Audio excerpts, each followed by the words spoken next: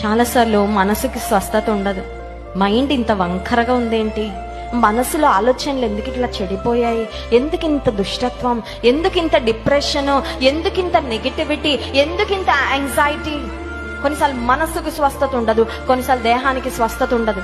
అన్ని బాగానే తింటుంటాం, అంత కేర్ బాగానే తీసుకుంటాం, కానీ ఎందుకో తెలియని బలహీనత, ఎందుకో తెలియని సమస్యలు, ఒక వ్యాధి తర్వాత ఒక వ్యాధి నిన్ను వెంటాడుతూనే ఉందేమో.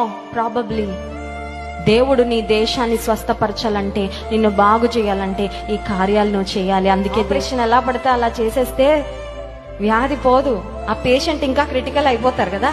దెర్ ఇస్ అ వే, ఒక మెథడ్, ఒక పద్ధతి ఉంటది. ఏంటి? నా పేరు పెట్టబడిన నా జనులు తమ్మును తాము తగ్గించుకొని తమ చెడు నడతలను విడిచిపెట్టి, చెడు మార్గములను విడిచి నన్ను వెదకి ప్రార్థన చేస్తే అప్పుడు నేను వారి పాపమును క్షమిస్తా.